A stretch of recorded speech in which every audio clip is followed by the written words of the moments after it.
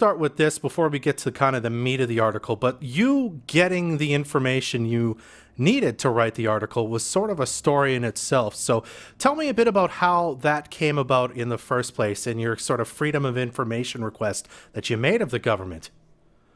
Sure. So I made a Freedom of Information request in January asking for all documents related to the Site C Project Assurance Board that was set up by the NDP government in December 2017, January 2018, when they announced that work on the Site C dam would continue.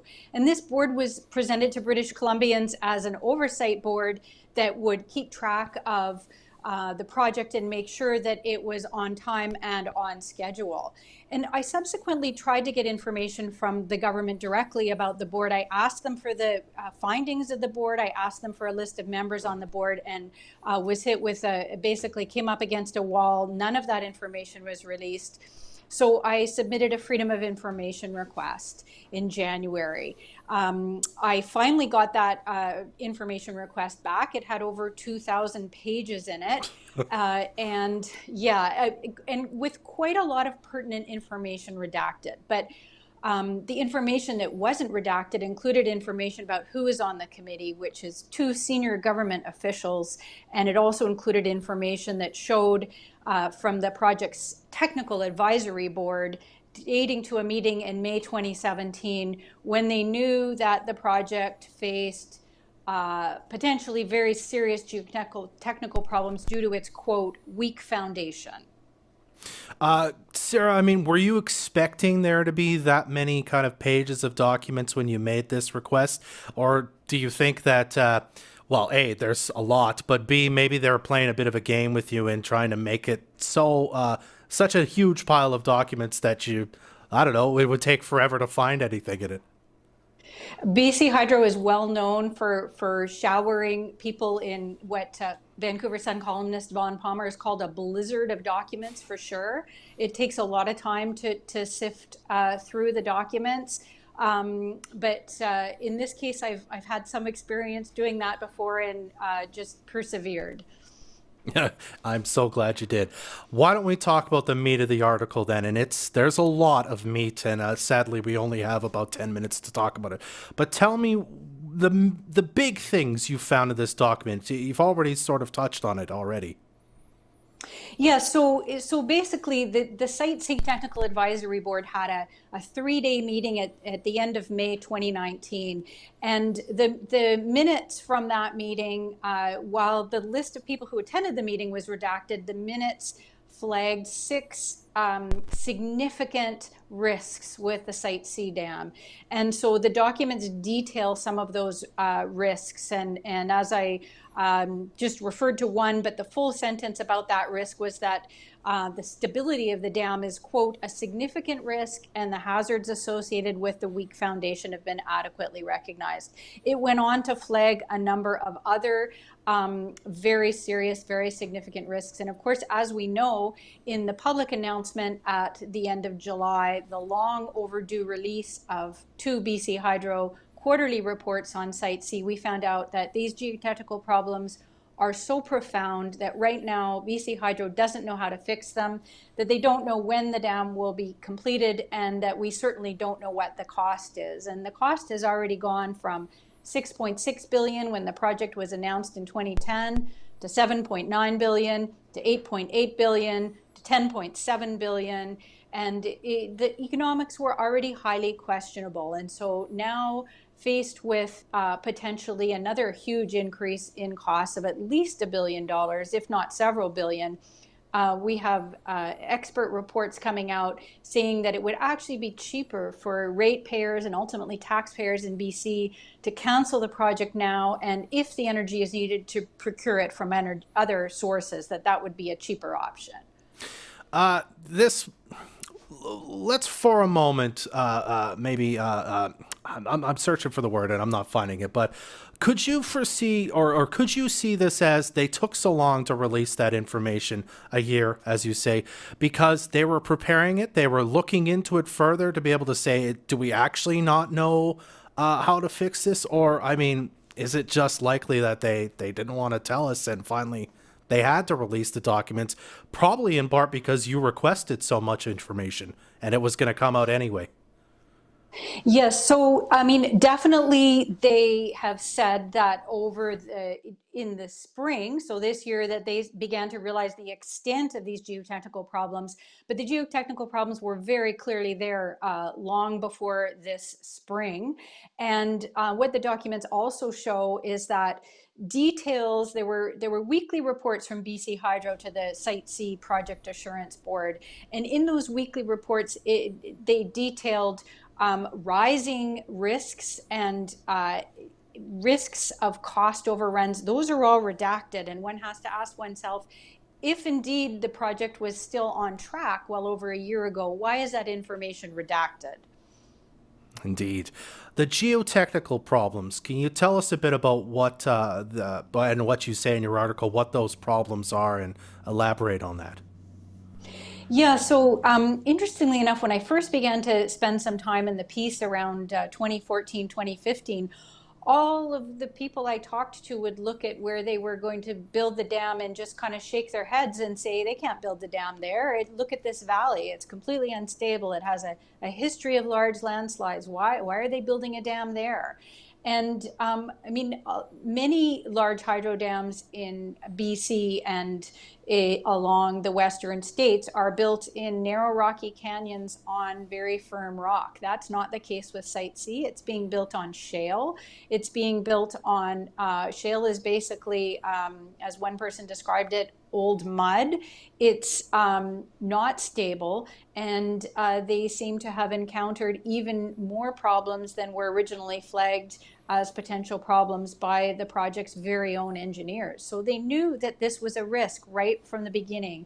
It's materialized as an ever greater risk, and yet there's never been a reassessment to say, number one, is it economical to build a dam here? Number two, is it safe to build a dam here? And there are increasing calls for an independent safety review of the dam.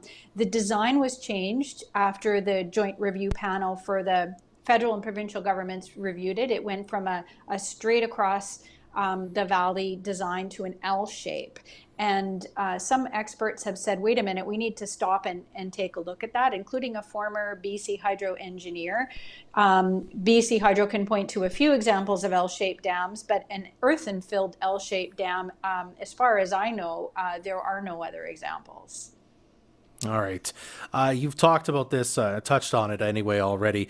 Canceling Site C. Now, a lot of the time, or at least the narrative I hear a lot, is past the point of no return. And back in 2017, when this current government had an opportunity to look into it and make a decision about what they would do in regards to the Site C dam, well, John Horgan decided, no, we got to move on. We got to keep building this project, in part because it's considered past the point of no return. I mean, there's nothing in this document or these documents that suggests that, correct? Well, as experts say, what we need to look at in terms of what is the best thing to do from here on in for ratepayers and taxpayers is not the money that's been spent so far, but the money that is still to be spent. And that is what we need to be looking at right now. In December 2017, when the NDP decided to continue with the project, the sunk costs were just under $2 billion. Another $2 billion kind of mysteriously appeared unverified as the amount of money that it would supposedly cost to remediate the site at that point. But that number was never verified. It just came out of the air, and it suddenly became a $4 billion in sunk costs. Well, strangely enough, the remediation costs for the site at the end of the project are not even in the budget. So that's one point. And so we need to look at, right now, as far as I know, it's about $5 billion in sunk costs. So that's the money that's already been spent. So the question is not what we've already spent, but how much more are we going to spend? And if that's going to be 7 billion or 8 billion more, then these experts say that we need to look very seriously about whether or not we'll save money by canceling the project now. And of course, there's the huge question of whether or not the dam can be safely built, given the extent and magnitude of the geotechnical problems. Now, you mentioned the personnel kind of on this our border, or it was redacted information, but again, I have to ask in these documents, I mean, is there anything that might explain why two governments now, the two natural ruling parties of this province, have both strapped themselves to this dam and said, we're moving forward, it's got to go ahead. Is there anything in there that explains that as to why they seem to be so dead set on continuing the project in spite of all of these enormous challenges and obstacles? Yeah, for sure. And I think that largely, but not exclusively, boils down to the question of jobs. And of course, the question of jobs is of paramount importance. And there's always been the question about whether or not this project was put forward because BC actually needs the energy, which we don't, or whether it was a job creation project. And so I suppose that the thing is that, yes, of course, jobs are vitally important and well-paying jobs are vitally important. And governments like to be seen to be creating jobs. It's always very important for them. But we do need to ask the question that if we're going to spend $10.7 billion of public money, or quite likely quite a bit more than that, what do we not want to create long-term sustainable jobs, well-paying jobs? Like if we're going to put that investment of public money into job creation, what kind of jobs should they be? Because my understanding is that Site C will only have about 2 to 3 dozen jobs if it is completed. Well, we've certainly only really dipped our toe into this one, Sarah, but we're going to have to leave it there for now. Sarah, thank you so much for joining us today on Moose Talks. You're very welcome. It's my pleasure. All right, Sarah Cox, the BC reporter for the Narwhal and author of Breaching the Peace. You can read the article in full, and you'll need about 20 minutes to do so right now at thenarwhal.ca. We'll be right back here on Moose Talks. Hey, man, what's for lunch? I don't know. Maybe a buttermilk marinated chicken fillet, triple breaded and drizzled with buttery garlic oil, 3 sweet pickles, and double mayo! KFC's new famous chicken sandwich. Nice. Yes! This is why we're friends! KFC's new famous chicken sandwich is finger-licking good. Get a combo with fries and a drink, or a box meal that also includes a piece of chicken, individual salad, individual fries, and a drink. Only at KFC on 100th Street in Fort St. John. The Fort St. John Co-op has been in the business sector for over 75 years. They are a proud supporter of the community with yearly donations of over $75,000 per year. They recognize that without the community support, many nonprofit groups would not be able to continue the great work and help others in our area. The Fort St. John Co-op share their profits with members and are a Canadian-owned company. With Co-op, you're at home here. Tomorrow's election day in BC. I'm Dan Davies. We need to get BC's economy going again. We need to attract investment, support small business, and look out for our residents. I encourage you to vote for me to restore confidence and rebuild BC. We have a plan that includes opening up ICBC to competition, removal of the PST, supporting our seniors, and getting behind our farmers, industry workers, and you. Questions about the election, or if you need a ride, call 778-256-9888. For a powerful advocate in Victoria, re-elect Dan Davies this Saturday. Authorized by David Goldsmith, financial agent for the BC Liberal Party, 1-800-567-2257. Local businesses are the driving force of our community's economy. Since the pandemic, shopping local is more important than ever before. Check out where the Community Future Shop Local Cruiser will be this week. Look for us at the Canadian Grind, Access Manufacturing, and Crooked Corner Clothing. Join us this week in supporting local businesses that drive our local economy. Sign up your business for this free service at energeticcity.ca/shoplocal. Brought to you by Community Futures Peace Liard and Moose FM. At Wendy's, we think value should be real value, like $4.99 for a delicious burger. The classic Dave Single, the meaty, bacony son of Baconator, or the pure satisfaction of the Bacon Deluxe for just $4.99 each. Whichever you choose, you'll be getting real ingredients like fresh, never frozen Canadian beef, greenhouse-grown lettuce and tomato, and Applewood smoked bacon. Or do like I do and just get them all. Just $4.99 each for a limited time at participating Wendy's. Taxes extra.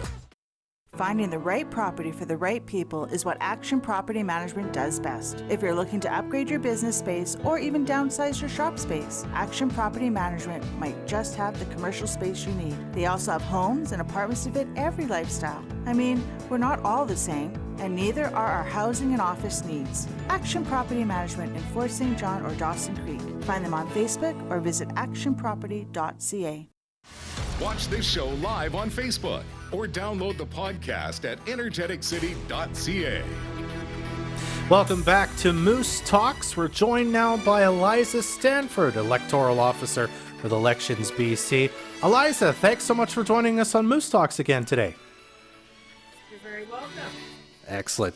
All right. Well, I mean, a lot of voting has already happened in the piece because it's a strange year. 6,000 advance voters we've seen already. And I believe almost 1,600 mail-in packages were requested. We're not sure how many have been returned yet. But nonetheless, general voting day is tomorrow. So let's talk about what to expect for those people who just wanted to wait until the Saturday to vote on Election Day. I've had you on before, and you said almost nothing really had changed in terms of how voting is done in light of COVID-19, but remind me, what kind of measures are in place to keep everyone safe who do go to the polls tomorrow? You will notice that there's only one voting officer per table. So normally there was a team of 2 people. There was a voting officer and a voting clerk, but there's only one. And there will be a plexiglass screen between you and the voter. Little to no exchange of pencils, pens, and paperwork or anything like that. We're just trying to minimize sharing of materials. People can bring their own pens and pencils to use. But other than that, nothing's changed. Just an encouragement to wear a mask when you come into the voting place. All the voting officers will be wearing masks. Mm-hmm. And just want to get people in and get people out efficiently and quickly. Now, as I said, I mean, a lot of people have advance voted already. So given that there's only going to be one voting officer, as you said, should people maybe prepare to take a little bit more time to vote than maybe they're used to because of that? Or do you think because so many advance votes have already been cast, it might actually be about the same amount of time and not really a hassle? Not absolutely the same amount of time. Yeah, there's just one per table. So everybody's assigned to a voting area within the district. And so each voting area has its own table. That doesn't change. It should take the same amount of time. And hopefully we just get people in and out very quickly. So I don't see any big difference in how long it takes to vote from previous elections. Okay, very good. Where do you vote, by the way? Where can people cast their ballots tomorrow? On their where to vote card, it will say where their voting place is. So because every voting table has a book with the voter assigned. So ideally you need to go directly to that table to vote. So you get struck off in the book. And if you end up at a different voting place, then you go to the absentee station and your vote goes in an envelope and it will get counted later. I see. Okay. Now, what do you need to bring to vote in terms of ID, your voter registration card? How much ID do you need in case maybe this is somebody's first time? So driver's license is always the best thing to bring. Government ID with a photo. And otherwise you need 2 pieces of ID with your address on it, your name and address on it, like bills. Your where to vote card can serve as 1 piece of ID. Okay. All right. Very good to know. Anything else we need to know about voting day tomorrow, Eliza? Polls open at 8, close at 8 p.m.? I mean, if everybody just goes to their voting place, it's going to be a lot faster.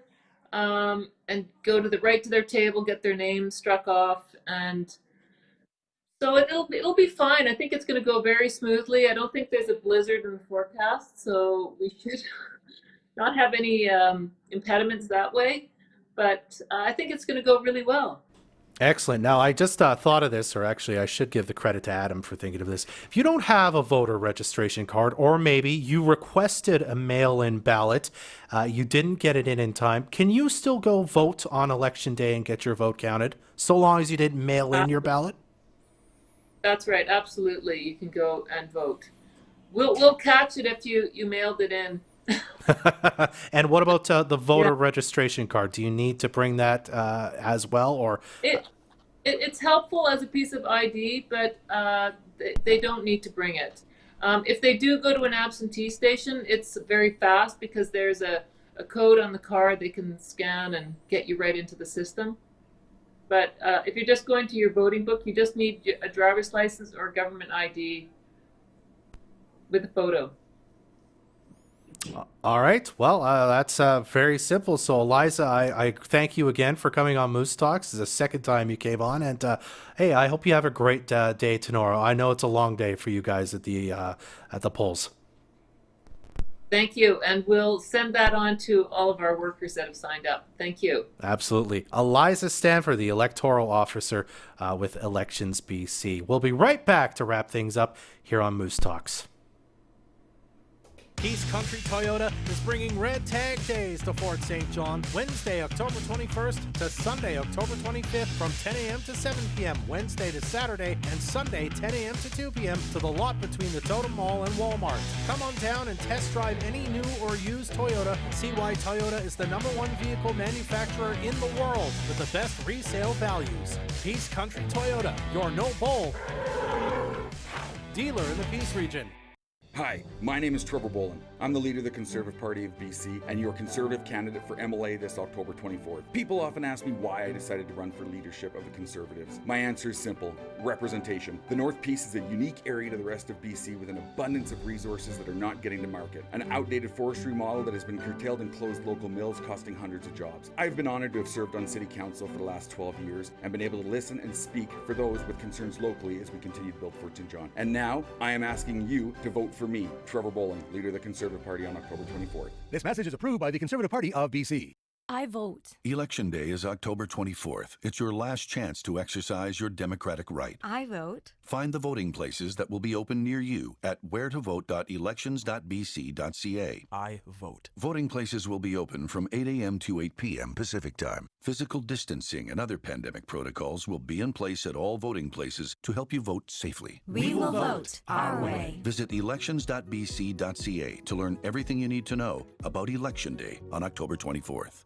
If you're looking for hassle-free internet services, call the Peace Region Internet Society today. With coverage throughout most of the Peace, PRIS can get you connected quickly without the hassle of contracts or bundles. Visit PRIS.ca or call 1-800-768-3311 for more information. For all your gravel hauling, contaminated waste, low beds, and graders, Rogers Trucking can meet your needs. Call them today at 250-785-3647. Now, a Sports Boosters update. Sign up soon for the Taylor Curling Club Friday Night Mixed League. First night will be November 13th. To enter, call Suzanne Lawson at 250-262-8125. Send us your sports info, sports@moosefm.ca, or by fax, 263-9749. Sports Boosters on Moose FM. Our community first. This is Moose Talks with Dub Craig on Moose FM. Our thanks again to our guests, Sarah Cox and Eliza Stanford, for joining us today. If you haven't decided yet who you're going to vote for, you can always find more information on our candidates and what's been going on in the province at large at energeticcity.ca/election. There's also links there to information about where to vote, what you'll need, that sort of thing. We've got you covered. Again, energeticcity.ca/election. That does it for this episode of Moose Talks. Adam Rayburn's the producer. I'm Dub Craig. Be well. Join us next Friday at 10 a.m. for another episode of Moose Talks, a weekly talk show about Fort St. John and the North Peace.